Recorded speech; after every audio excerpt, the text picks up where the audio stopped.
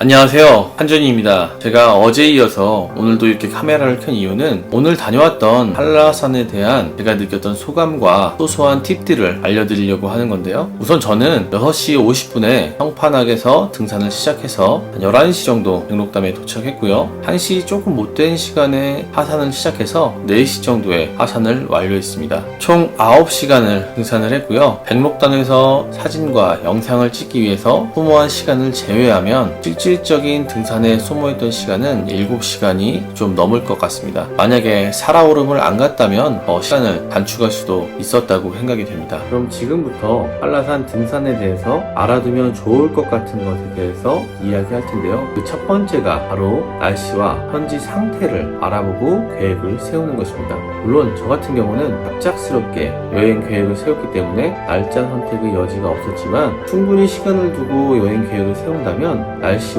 현지 상황을 꼭 체크하시길 바랍니다. 이번 등산에서 가장 힘들었던 부분 중 하나가 바로 백록담에 올라가서 현판에서 사진 찍기 위해서 1시간 넘게 기다렸었는데요. 그때 너무 바람이 많이 불어가지고 너무 추웠어요. 물론 이런 점들은 개선이 필요한 부분이기도 한데 만약에 기온 체크라든지 이런 것들을 잘 해갔다면 패딩이라든지 담요를 더 준비해서 좀 더 따뜻하게 기다릴 수 있지 않았을까 이런 생각이 들고요. 그리고 저는 한라산의 예쁜 모습들을 많이 보고 싶었거든요. 그런데 낙엽도 다 떨어지고 앙상한 가지들밖에 볼 수가 없었던 점은 정말 아쉬운 부분이었습니다. 이것과 이어서 살아오름과 백록담에 몇 달째 비가 안 와가지고 메마른 상태였거든요. 거의 물이 없었어요. 만약에 물이 좀 차있는 상태였다면 더 장관을 볼 수 있지 않을까 이런 아쉬운 생각이 많이 들고 있습니다. 그리고 하산할 때쯤에 마지막에 비가 왔거든요. 물론 저 같은 경우는 거의 하산이 끝날 무렵이기도 했고 비가 내리다가 금방 그쳐서 다행이었지만 만약에 등산을 막 하고 있는 시점에서 비가 왔다면 굉장히 힘든 산행이 되지 않았을까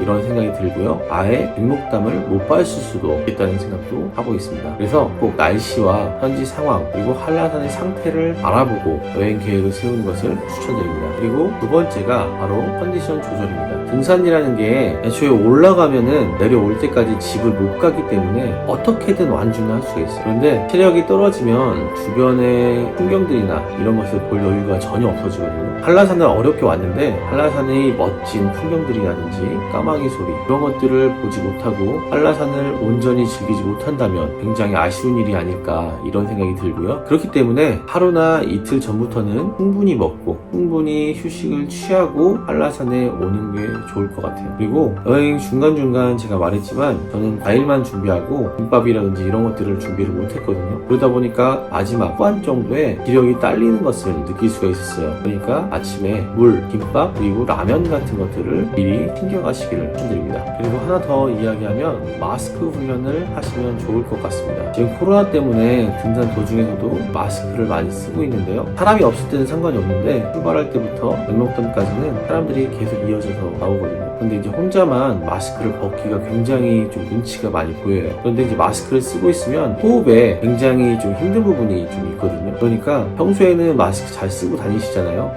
운동을 할 때라든지 산책을 할 때 마스크를 쓰고 대비해서 훈련을 하면 더 좋을 것 같습니다. 이제 하산 후의 컨디션에 대해서 이야기할 텐데요. 제가 하산을 마치고 숙소에 돌아온 시간이 5시 정도였습니다. 그리고 그때 계획은 한 7시 정도까지만 자고 7시부터 저녁 먹고 제주 시내를 투어 한번 해보면 좋겠다 이런 생각을 했거든요. 근데 이제 눈 떠보니까 9시 45분이었어요. 5시간 가까이를 그냥 쿨잠을 자버린 건데 그만큼 피로도가 많이 쌓였다는 뜻이겠죠. 그런데 문제는 뭐냐면 대부분의 식당들이 10시에 닫더라고요. 그래서 식당의 선택권도 없었던 상태이고 또 시내 투어 같은 경우는 제가 무릎이랑 종아리가 좀 안 좋은 상태였어요. 쉬고 나서도. 그렇기 때문에 좀 힘들었었는데 거기에 비까지 와가지고 시내 투어는 못하고 밥만 먹고 바로 숙소로 돌아왔습니다. 산에 오를 때는 당연히 허벅지가 타는 듯이 아프고 그리고 숨이 차고 이런 것들이 있긴 하지만 체력이 아직 남아있는 상태이기 때문에 자주 쉬지 않아도 올라갈 수가 있어요. 그리고 허벅지 같은 곳은 근육이기 때문에 며칠 쉬면 회복이 되거든요. 근데 문제는 하산할 때 무릎과 발목에 충격이 많이 간다는 점입니다. 그럼 무릎과 발목은 인대라든지 관절이 있는 부분이기 때문에 한번 손상이 가면 회복하기가 힘들어요. 그렇기 때문에 하산할 때는 쉴 수 있는 곳에서는 앉아서 쉬면서 발목이라든지 무릎, 그리고 허벅지와 종아리를 좀 마사지 해주면 조금 더 하산하는데 도움이 많이 되는 것 같습니다.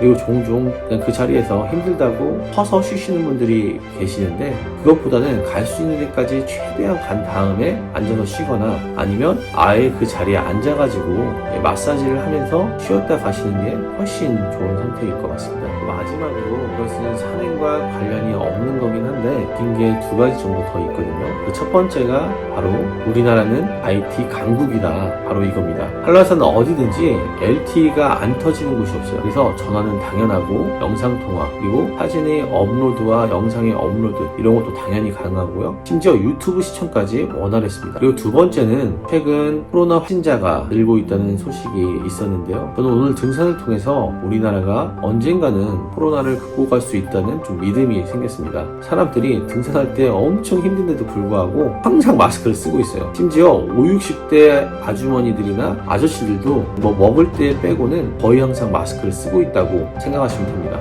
이런 것들을 봐서 조만간 코로나가 극복될 수 있지 않을까, 이런 희망적인 생각도 해봤습니다. 이제까지 한라산에 대한 제 소감과 또한 팁에 대해서 말씀드렸는데요. 오늘 영상은 여기까지 하고요. 앞으로 더 좋은 영상으로 찾아뵙겠습니다. 지금까지 한준이었습니다. 감사합니다.